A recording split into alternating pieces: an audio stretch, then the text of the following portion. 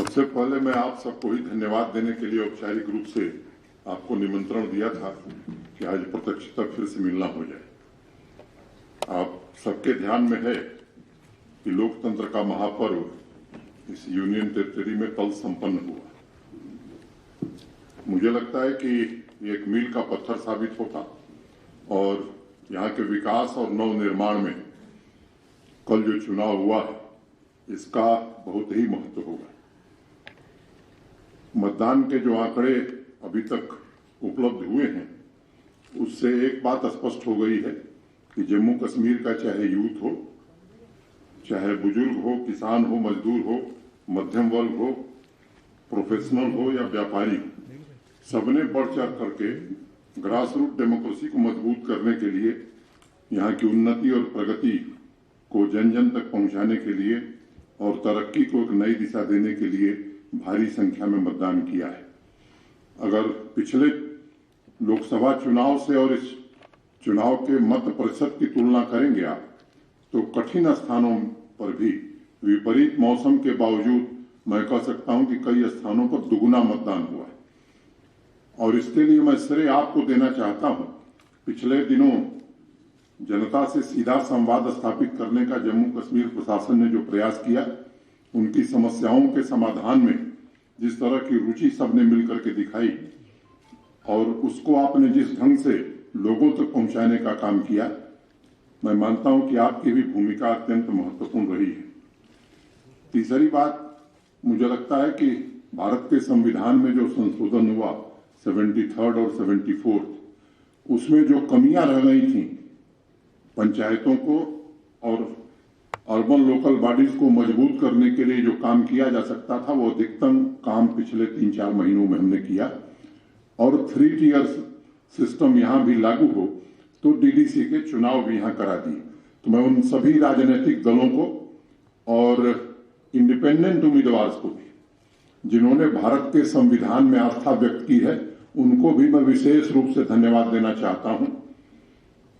प्रतिकूल मौसम में जिस तरह से लंबी लंबी लाइनें महिलाओं की, बच्चियों की, नौजवानों की रही है, मुझे लगता है कि उन सबका अभिनंदन अगर न किया जाए तो शायद ये ज्यादती होगी। इस पूरी चुनाव प्रक्रिया में स्टेट इलेक्शन कमीशन को भी मैं धन्यवाद देना चाहता हूं और चुनाव शुरू होने के पहले मैंने एक बात कही थी कि पीसफुल, फ्री एंड फेयर, शांतिपूर्ण, निष्पक्ष मतदान हो, इसका इंतजाम प्रशासन करेगा।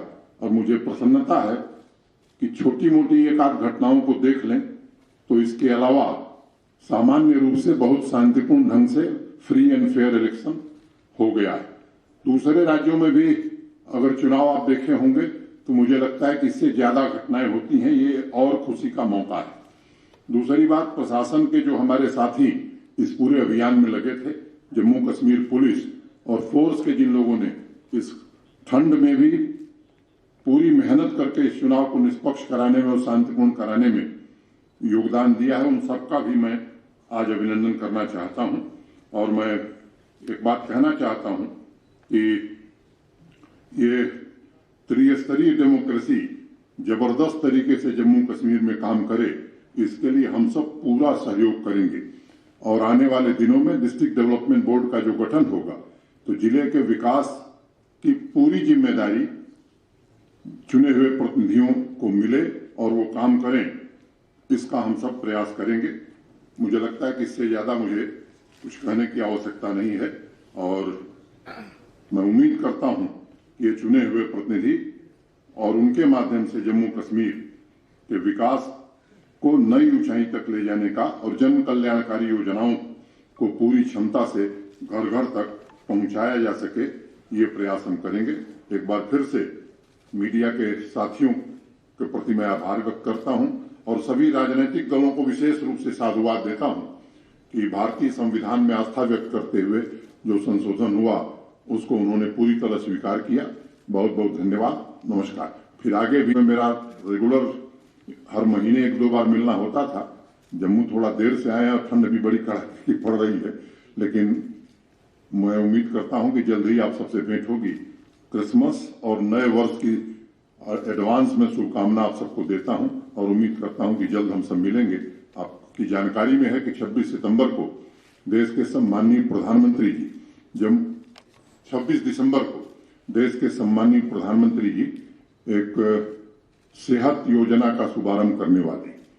आपको ये भी मालूम है कि आयुष्मान भारत प्रधानमंत्री जन आरोग्य जब शुरू हुआ था तो उसमें एक क्राइटेरिया थी कि 2011 के सेंसस में जो लोग गरीबी रेखा के नीचे जीवन यापन करते हैं ऐसे परिवारों को 5 लाख रुपए का हेल्थ कवर हर साल मिलेगा। उसी तर्ज पर, ठीक उसी तर्ज पर यहाँ 30 लाख लोगों को सुविधा आयुष्मान भारत में मिल रही है। 1 करोड़ लोग बच गए थे तो हम लोगों ने एक फैसला किया कि इन 1 करोड़ लोगों को भी 5 लाख रुपए के इलाज की सुविधा आयुष्मान भारत सेहत के नाम से हमने ये कार्यक्रम शुरू किया है, इसमें दी जाए। और 26 दिसंबर को प्रधानमंत्री जी के शुभारंभ के बाद हर सीएचसी पर, हर जनपद पर, यहीं जम्मू में भी हम लोग कार्यक्रम करेंगे, हर जिले में कार्यक्रम करेंगे और उसी दिन से गोल्डन कार्ड बंटना शुरू हो जाएगा। अभी तक मोटे तौर पर 16 लाख लोगों ने पंजीकरण कराया है। जो बचे हैं उनका भी वार फुटिंग पर पंजीकरण करा करके इस काम को भी हम पूरा करेंगे। बहुत बहुत धन्यवाद। नमस्कार। जय भारत।